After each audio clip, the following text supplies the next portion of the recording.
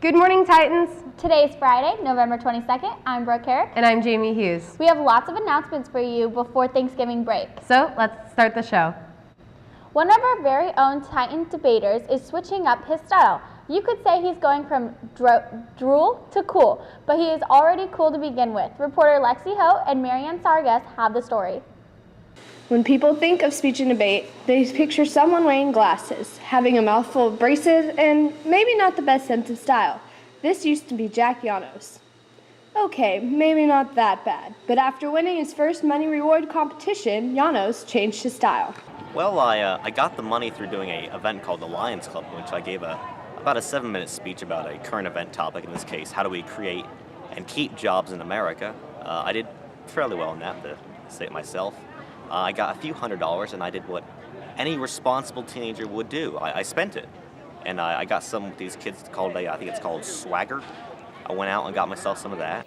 Teacher and speech and debate coach Matt Paris has been a huge part of Janos' success. Jack Janos has an impressive delivery and even more impressive way that he formulates, constructs, puts together the actual speeches themselves. He is able to articulate and then deliver a speech that is powerful both for its content but also for the manner in which he delivers the material itself.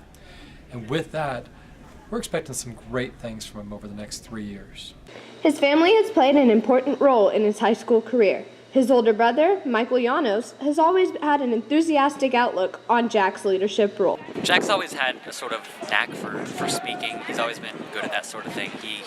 He goes into a lot of the events, and he's super confident. And we work really well together too. In this past debate, we were partners in it, and we both sort of bounce ideas off each other when we're preparing, and we both kind of know what each other's thinking.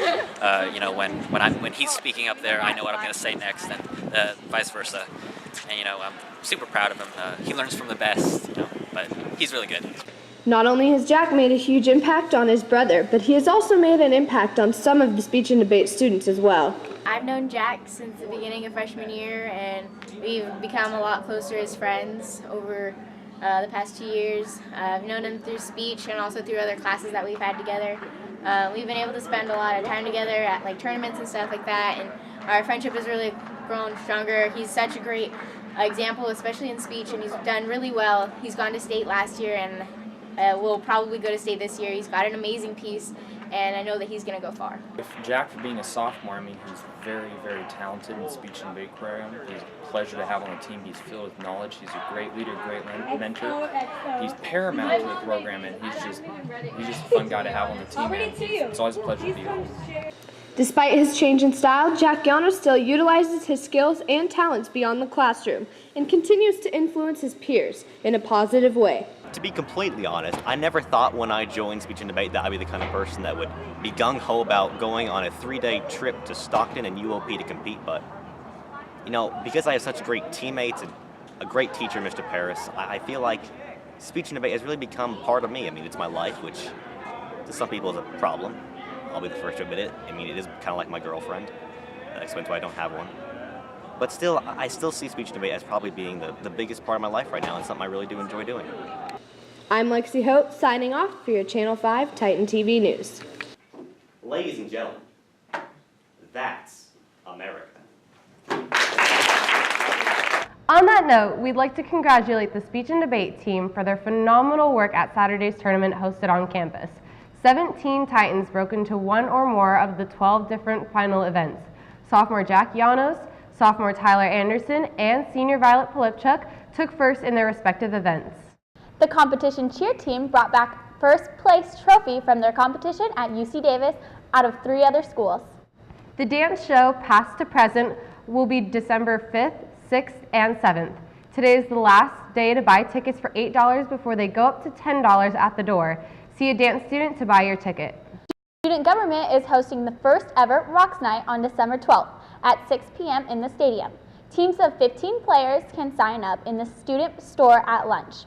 It's $5 to participate, but if your team is a crown champion, you'll receive a winner ball ticket. Sign up for a fun-filled night. You don't want to miss it. Now over to Lexi Ho with this week's Sports Corner. This is Sports Corner. I'm Lexi Hote with this week's Sports Corner.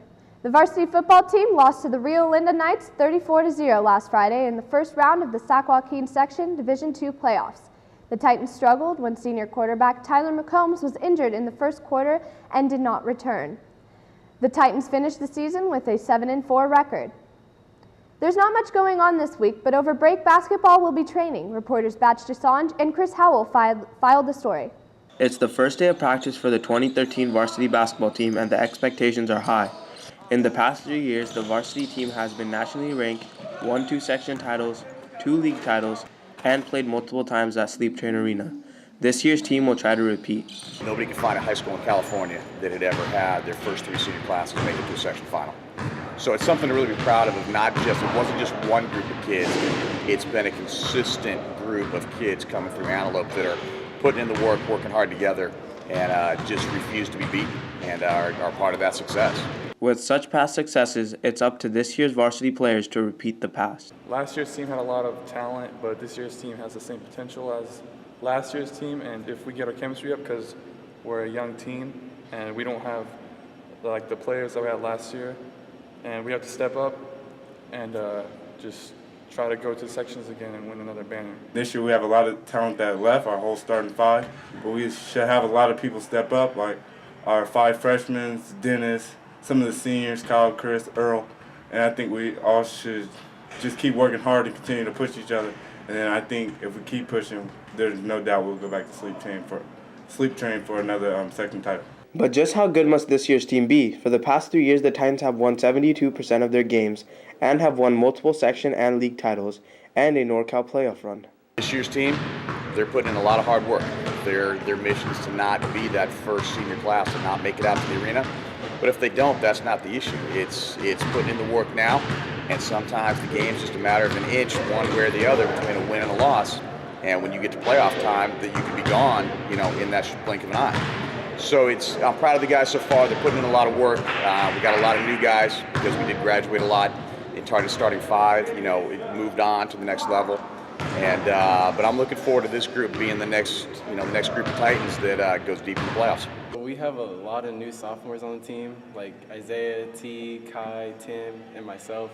And we have big shoes to fill from last year's team because last year's team did a great job, and we have to step up. However, several other school rivals have lost key seniors too.